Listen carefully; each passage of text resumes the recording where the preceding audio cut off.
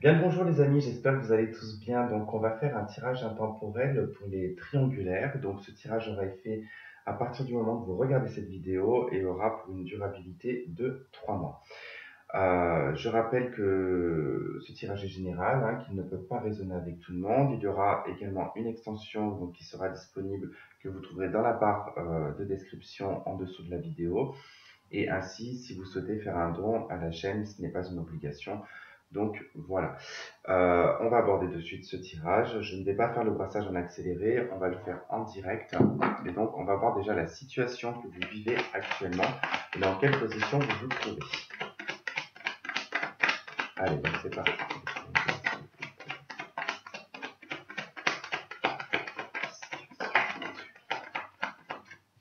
Cavalier de bâton. Ok, vous êtes en mouvement.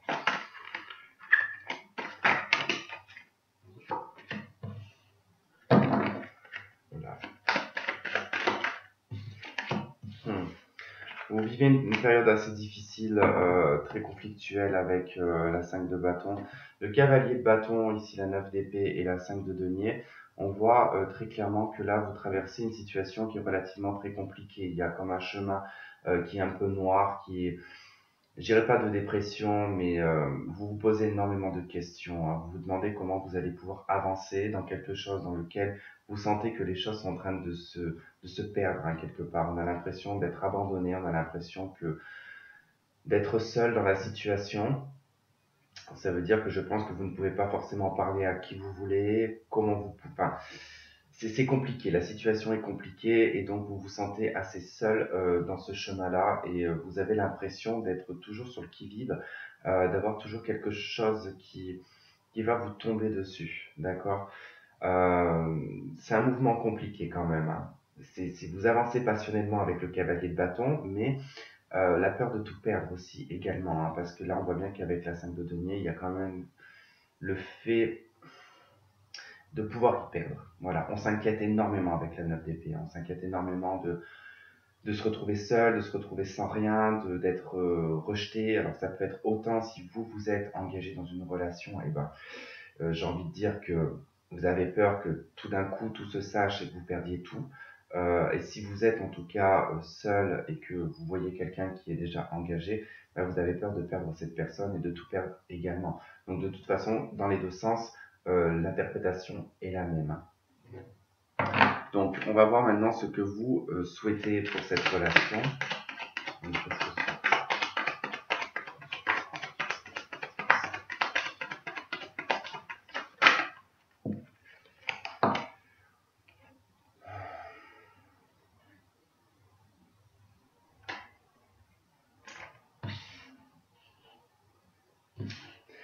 Vous souhaitez en fait 9 de bâton de deck, il y a des obstacles, des complications, des difficultés, des problèmes. 2 de bâton, 5 d'épée, le pape. Là, on souhaite clairement que une voie, un chemin soit beaucoup plus facile. Vous souhaiteriez abandonner le combat en fait, hein. La 5 d'épée, c'est quand même vraiment quand on arrive à un stade où on se, on se bat, hein, 5, tout à l'heure on avait la 5 de bâton. C'est un combat, la 5 de bâton, c'est un combat, c'est une confrontation. La 5 d'épée, c'est au cœur même du combat où on sent que on y perd en fait l'un comme l'autre. Et je pense que là, vous souhaiteriez baisser les armes, vous souhaiteriez arrêter de vous battre euh, dans quelque chose qui semble pour vous être presque prédestiné avec le pape. Euh, on réagit aussi de façon très lucide euh, et avec bonne foi, je dirais. On a quand même un bon raisonnement, un raisonnement qui est juste, un raisonnement qui est sage également. Et puis on aimerait que voilà que les choses arrêtent en fait. Avec la 5 d'épée, on a envie d'arrêter de se battre et de se compliquer la tâche dans cette relation et qu'elle soit beaucoup plus simple ici avec le pape, qu'elle soit beaucoup plus lumineuse, qu'elle soit dans une direction de foi, dans une voire même presque d'un engagement avec cette personne. Mais il y a deux situations avec la 2 de bâton. Il y a deux voies, deux possibilités qui s'offrent à vous. Et ça, vous le savez. En tout cas, vous souhaiteriez vraiment que le chemin, que même les deux chemins soient clairs dans l'esprit, dans la façon de penser, dans la façon de réfléchir, que ce soit pas avec des mais ou avec des si, mais que ce soit simple. Voilà, cette voie et cette voie. Je sais ce que je gagne, je sais ce que je perds, je sais ce que je gagne, je sais ce que je perds. Mais qu'on arrête d'être dans un combat perpétuel, en fait, qui est très épuisant énergétiquement. Et de pouvoir retrouver une paix et une sérénité. Ça, c'est ce que vous souhaitez. Alors, qu'est-ce qui va vous aider? Enfin, comment y parvenir, du moins? Qu'est-ce qu'il faut faire pour y parvenir? 9 de denier. Retrouver l'indépendance.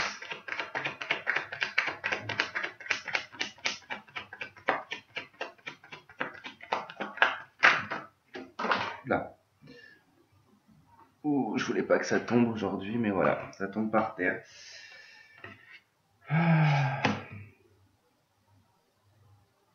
5 de bâton qui revient.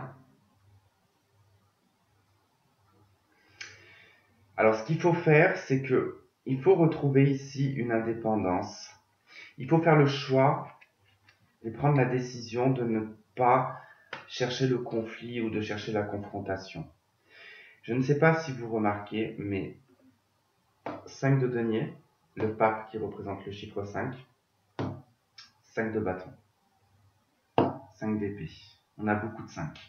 Le 5 représente le changement dans la numérologie. Il y a un besoin de changement, mais il y a aussi également un changement qui se présente. D'accord? Là, il faut retrouver une indépendance, il faut retrouver une confiance en soi et retrouver une forme d'abondance personnelle.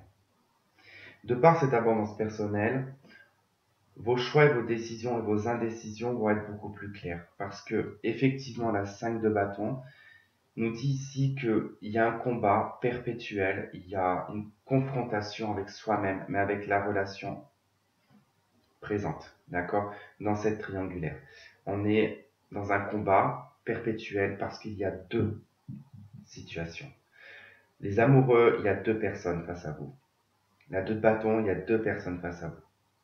Ou alors c'est l'autre, qui a deux personnes face à lui ou à elle, et pareil ici, d'accord? En tout cas, vous adaptez par rapport à la situation que vous vivez dans la triangulaire.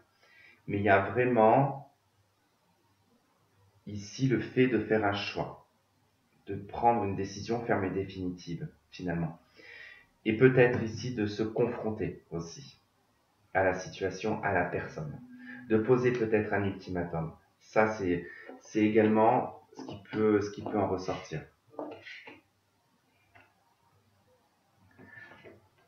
Alors, qu'est-ce qui va en tout cas en suivre de cette situation?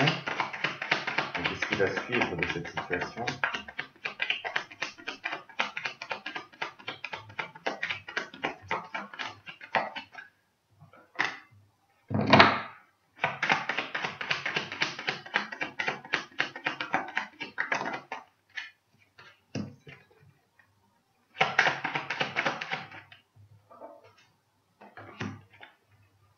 On retrouve de 7 ici. 7 de bâton d'autres deck, et ben ça fait 3-7. Hein. Bon, ce qui va en venir de cette situation avec le roi de coupe, la 7 de denier, la 7 de coupe, c'est que là, ça vous demande patience. Il y a une récolte. Mais vous allez vous trouver face à des options et à une situation qui sera peut-être pas celle que vous souhaitez. Mais il va falloir trouver un terrain d'entente, je pense. Parce qu'effectivement, ici, ça nous parle des rêves, des idéaux, d'accord? Les pensées, entre guillemets, du consultant, ses rêves, ses espoirs, ce qu'il idéalise aussi également. Mais il y a quand même un côté pragmatique avec la 7 de denier où on est quand même assez réaliste hein, et les pieds sur terre. On sait que ça prendra du temps, qu'il faudra être patient, mais qu'il y aura une récolte ici. Et cette récolte, en tout cas, c'est vraiment l'amour, euh, je dirais, pleinement vécu, mais avec certaines options, certaines, 7 de bâton comme une checklist. J'aime bien celle-là, parce que la 7 de bâton me fait beaucoup penser à une checklist. Comme quelque chose qu'il faut établir parce qu'il n'y aura peut-être pas la possibilité de la vivre de suite, cette relation. C'est-à-dire que la personne ne se séparera pas de suite ou vous n'allez pas vous séparer de suite si vous êtes déjà engagé. Mais qu'il y a une possibilité de vivre pleinement cet amour, mais qu'il va falloir prendre au compte-gouttes ce qu'on vous donne. La 7 de denier, c'est la récolte, mais la récolte, on est obligé de cueillir avant de pouvoir, on va dire, nettoyer son fruit et le vendre, d'accord? Avant de le mettre sur un étalage. On le récolte, donc on le récupère, mais on récupère par petit, jour par jour. Donc, ça va être ça un petit peu le compromis, l'accord un petit peu à suivre dans cette situation. Ok.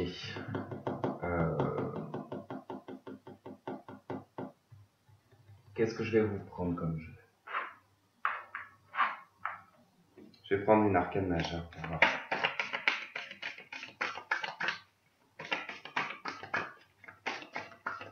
Le dénouement de cette relation dans le futur. Donc là, on sera peut-être un petit peu plus loin que 3 mois pour voir le dénouement.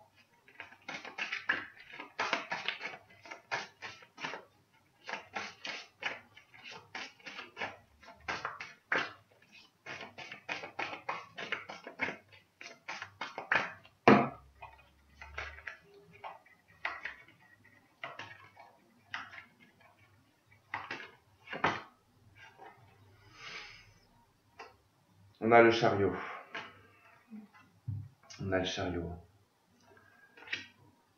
Okay. Il y aura une accélération. On a la papesse en dos de deck, la lune. Il y aura une accélération effectivement dans votre relation, mais la lune et on a la papesse, la lune, l'ermite. On reste dans quelque chose de plus ou moins caché. Bon, pour le moment, c'est ce qu'on nous donne comme information.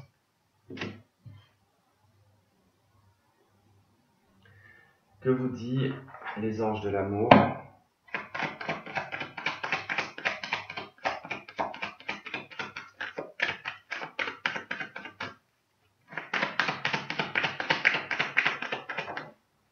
Oh. Elle est tombée, où est-elle passée? Je ne la vois pas. Hop. On a la passion. Permettez à votre cœur et à votre âme de chanter la joie. Bon, on constate qu'il y a quand même énormément de passion entre vous. Hein. C'est très passionnel. Très, très passionnel. Bon, comme je vous ai dit, de toute façon, voilà, il y a quand même pas mal de choses à acter ici. Le fait de se rendre indépendant, d'accord? De se libérer aussi de certaines choses. Hein, parce que si vous êtes vous-même en couple, ça va demander effectivement que vous allez devoir faire un choix, peut-être de vous séparer de la personne avec qui vous êtes pour pouvoir retrouver l'autre, pour pouvoir être avec l'autre personne, d'accord? Et si ce n'est pas le cas, en tout cas que vous êtes dans l'attente de cette personne, rendez-vous tout de même indépendant et indépendante. Il y aura un dénouement positif, en tout cas, j'ose l'espérer, mais on verra ça en tout cas dans l'extension.